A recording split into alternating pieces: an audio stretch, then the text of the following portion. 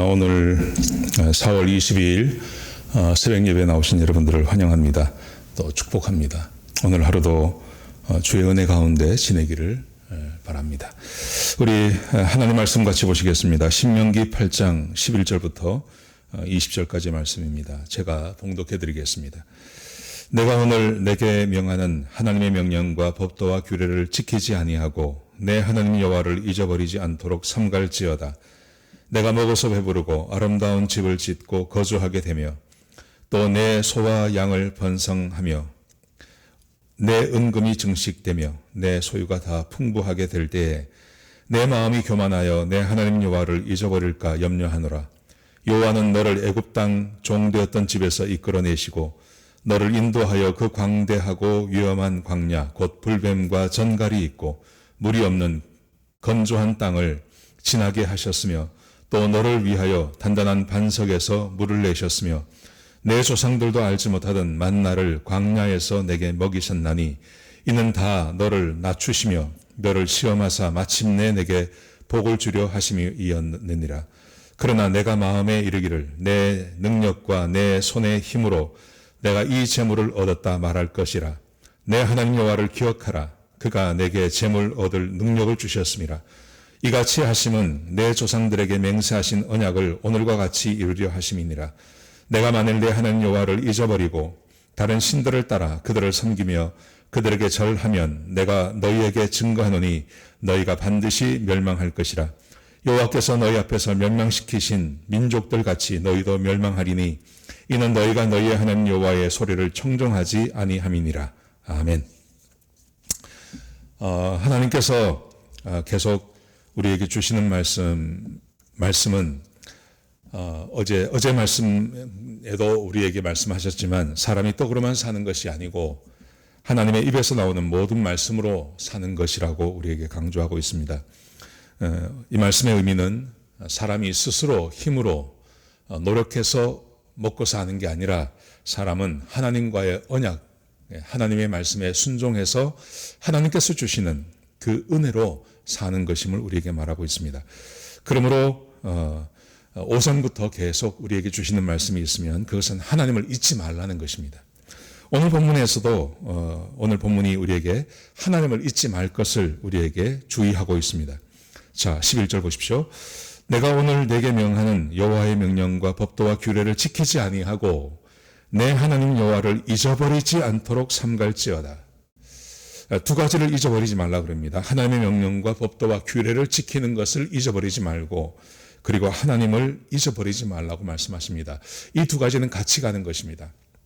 지금 우리가 신명기를 보면서 거듭 말씀드리는 거지만 하나님을 잊어버리면 하나님의 말씀도 함께 잊어버리게 됩니다. 하나님의 말씀을 잊어버리면 어떤 일이 벌어질까요? 이 오늘 본문의 말씀 마지막 절에 가시면 19절과 20절이 나오는데요. 거기서 다시 한번 하나님을 잊어버리게 될 때, 하나님 말씀을 잊어버리게 될 때 사람들에게 일어나는 하나님의 징계에 대해서 말씀하고 있습니다. 그것은 반드시 하나님께서 멸망시키신다는 것입니다. 자, 19절 20절 제가 읽어드리겠습니다. 내가 만일 내 하나님 여호와를 잊어버리고 다른 신들을 따라 그들을 섬기며 그들에게 절하면 내가 너희에게 증거하노니 너희가 반드시 멸망할 것이라. 하나님을 잊어버리면 멸망당합니다. 20절에 보시면요. 여호와께서 너희 앞에서 멸망시키신 민족들 같이 너희들 멸망하리니 이는 너희가 너희의 하나님 여호와의 소리를 청종하지 아니함이니라. 하나님을 잊어버리는 것은 하나님의 말씀을 잊어버리는 것인데 하나님 잊어버리는 것과 하나님 말씀을 잊어버리는 것을 같이 두고 있습니다. 그러면 반드시 멸망당한다고 말씀하십니다. 왜 이게 이렇게 중요하냐 하면 하나님의 백성들은 멸망당하는 존재가 아닙니다. 멸망시키기 위해서 하나님께서 우리를 구원하신 것이 아닙니다. 하나님께서는 우리에게 복을 주시기 위해서 우리를 부르셨습니다. 그런데 하나님의 백성이 하나님을 잊어버리거나 하나님 말씀을 잊어버리면 복이 아니라 그들에게 멸망이 오게 된다는 것입니다. 그래서 오늘 본문에 보시면 사람이 어떨 때 하나님을 잊어버리는지를 설명하고 있습니다. 어떻게 할 때 사람이 하나님을 잊어버리게 될까요? 자, 그것은 사람이 풍부하게 살 때입니다. 자, 8장 12절 보십시오. 내가 먹어서 배부르고 아름다운 집을 짓고 거주하며 또 내 소와 양이 번성하며 내 은금이 증식되며 내 소유가 다 풍부하게 될 때에 하나님을 잊어버리는 조건, 그것은 배부르고 좋은 집에 살고 소와 양이 번식하고 은금이 많아지고 그래서 내 모든 소유가 많아지게 되면 그러면 사람이 하나님을 잊어버리게 된다는 것입니다. 왜 하나님을 잊어버릴까요? 하나님께서 이렇게 설명하십니다. 17절에 보시면요. 그러나 내가 내 마음에 이르기를 내 능력과 내 손의 힘으로 내가 이 재물을 얻었다 말할 것이라. 힘들고 어렵고 실패하고 좌절하면 자기의 힘으로 얻을 수 없다는 것을 스스로 고백을 하게 됩니다. 이게 내가 노력해도 안 되네. 이렇게 고백을 합니다. 그런데 그렇지 않고 잘 되고 모든 것에 부족함이 없고 그래서 내 소유가 점점 늘어나기 시작하면 그러면 사람들은 거기서 꼭 이런 말을 하게 된다는 것이죠. 내 능력과 내 손의 힘으로 내가 이 모든 것을 얻었다. 왜냐하면 이것을 얻기 위해서 그냥 가만히 있는데 늘어나는 건 아니지 않습니까? 내가 노력을 하고 힘도 하고 일도 하고 하다 보니까 이게 자기의 힘만으로 되어진다고 생각하게 되는 것이죠. 자기의 힘으로 되었다고 생각하면 당연히 하나님을 잊기 마련입니다. 대부분의 사람이 이렇습니다. 대부분의 사람이 성공하고 잘되고 그러면 하나님 다 잊어버립니다. 이것은 하나님에 대한 것만 그런 것이 아니라고 생각합니다. 예를 들어서 회사에 들어갈 때 처음에 회사에 들어갈 때 그 회사가 나를 뽑아준 것에 대해서 얼마나 감사합니까? 그런데 조금 지나다 보면 무슨 생각을 하냐 하면 회사의 고마움을 다 잊어버립니다. 회사의 고마움을 다 잊어버리고 내가 이 회사에서 얼마나 많은 일을 해주는데 나한테 이것밖에 대우를 안 해주냐 이런 식으로 나가게 되는 것이죠. 요즘 현대인들에게 이런 현상들이 얼마나 많은지 모릅니다. 여러분 그래서 고마움을 다 잊어버립니다. 회사의 고마움도 잊어버리고요. 또 학교가 주는 고마움 그거 다 잊어버립니다. 부모들이 주는 고마움 다 잊어버립니다. 그 지역사회 나라가 주는 고마움도 다 잊어버립니다. 내가 풍부하고 잘되고 부족함이 없으면 고마워하고 감사하는 것이 아니라 그것을 다 잊어버리게 된다는 것입니다. 여러분 하나님도 마찬가지입니다. 하나님께서 우리에게 복을 주시고 우리에게 은혜를 주시면 사람들은 그 하나님께 감사하는 것이 아니라 하나님께서 주신 것 다 잊어버립니다. 그리고 내가 내 힘으로 이것을 얻었다고 생각하게 마련인 것입니다. 그래서 하나님 잊어버리고 하나님 말씀 잊어버리게 되는 것입니다.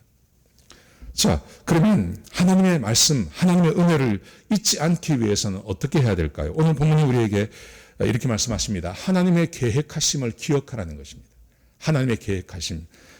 좀 이따 제가 말씀을 드리겠지만 이것은 어떤 의미를 갖냐면 현재의 복, 현재 누리는 이 복에 만족하지 말라는 것입니다. 더 큰 은혜를 기대하고 사모하라고 말씀하십니다. 자, 한번 보시겠습니까? 14절에 보시면요. 내 마음이 교만하여 내 하나님 여호와를 잊어버릴까 염려하노라.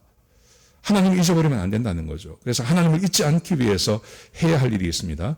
여호와는 너를 애굽 땅 종되었던 집에서 이끌어내시고 너를 인도하여 그 광대하고 위험한 광야 곧 불뱀과 전갈이 있고 물이 없는 건조한 땅을 지나가게 하셨으며 또 너를 위하여 단단한 반석에서 물을 내셨으며 내 조상들도 알지 못하는 만나를 광야에서 내게 먹이셨나니. 하나님께서 이 복을 누리기까지, 이 복을 누리게 하시기까지 하나님께서 인도하셨던 길을 하나하나 설명을 하십니다.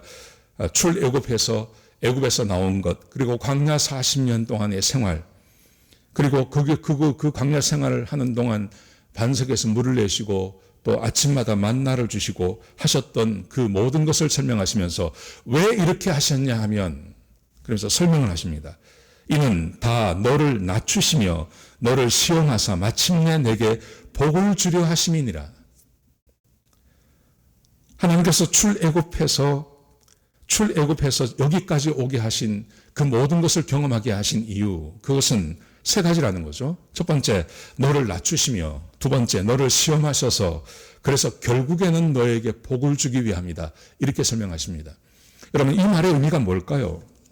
자, 너를 낮추셨다는 말, 이것은 출애굽을 생각해 보십시오. 출애굽 400년 동안 종되었던 그 애굽에서 탈출해서 나온다는 것은 불가능한 것입니다. 불가능한 것인데 오직 하나님께서 그 일을 하셨습니다. 나를 낮추시며 내가 얼마나 무익한 존재인지, 내가 얼마나 능력이 없는 존재인지를 생각하라는 것입니다. 지금 이 자기가 무한한 능력을 가지고 있다고 생각합니다. 사람들은요. 그래서 하나님을 잊어버리게 되는 것입니다. 그런데 말씀하십니다. 처음에 생각해봐라. 네가 얼마나 능력이 없었던 사람인지를 생각해 보라고 말씀하십니다. 홍해를 지나가지 않았습니까? 홍해를 어떻게 지나갑니까? 그 창궐한 그 물이 꽉 차 있는 그 곳을 어떻게 사람이 지나갑니까? 광야 40년 어떻게 사람이 지나갈 수 있습니까?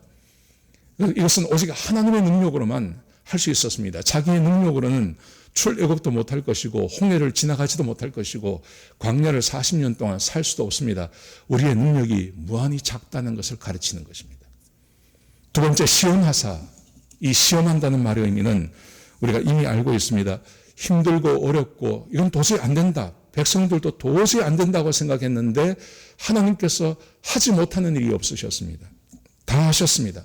마라의 쓴물을 단물로 바꾸시고 고기가 먹고 싶다고 할 때 그 고기 먹고 싶은 사람들에게 그 메추라기를 보내시고 바위에서 물을 내시고 아침마다 만나를 내리시고 하나님께서 이스라엘 백성들은 하나님을 시험하지 않습니까? 하나님의 능력, 우리는 이거 못합니다. 하나님도 못할 거라고 생각했는데 하나님께서 다 해주십니다.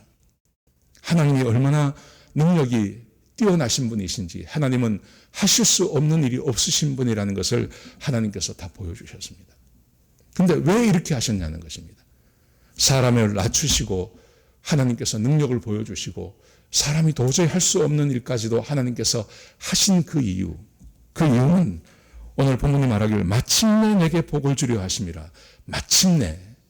이것은 사람이 자기의 연약함을 알고 하나님의 그 무한하신 능력을 깨닫고 그래서 사람이 하나님께 의지하며 하나님을 경외하며 하나님께서 말씀하시면 그 말씀대로 순종하게 하여서 그래서 사람이 하나님의 복을 누리게 하시려고 하나님께서 그렇게 하신다는 것입니다. 여러분, 우리는 거듭해서 말씀드리는 거지만 하나님의 최종 목적, 그것은 우리에게 복을 주는 것입니다. 하나님의 백성들이 복을 누리며 살게 하는 것, 그게 하나님께서 생각하시고 하나님께서 계획하시는 말씀입니다. 그러므로 우리가 해야 할 일은 하나님의 말씀에 순종하는 것입니다. 그리고 하나님의 복을 누리는 겁니다. 지금도 우리는 사실은 큰 복 가운데 있습니다. 부족함이 있기는 있지만 그래도 하나님께서 다 주시지 않았습니까? 그런데 여기에 만족하지 말라는 거죠. 이스라엘 백성들이 하나님의 말씀에 계속 순종하면요. 자기의 연약함을 알고 하나님께서 다 하신다는 걸 알고 그래서 하나님을 경외하고 그 말씀에 순종을 계속해 나가면 하나님께서 끊임없이 백성들에게 은혜와 복을 더하여 주신 것입니다. 이게 하나님의 약속입니다. 저는 우리에게도 동일한 약속을 하셨다고 저는 믿습니다. 현재 우리의 사는 삶에 만족해야 된다고 이야기하지만 그래도 하나님께 더 큰 은혜를 사모하는 것. 여기에 머물러서 이거 내가 다 했어. 이거 다 내가 한 거야. 라고 말하지 마시고 오늘 본문이 우리에게 주시는 대로 하나님께서 우리에게 주어주실 우리가 상상도 할 수 없는 그 큰 복을 기대하시며 사시기 바랍니다. 그러면 사람이 교만해지지 않습니다. 그러면 하나님의 은혜를 더 사모하는 사람이 되어지는 것입니다. 저는 오늘 하루 우리 사랑하는 성도님들이 이 복을 상고하며 이 복을 기대하며 사시는 그런 복된 하루가 되기를 축복합니다.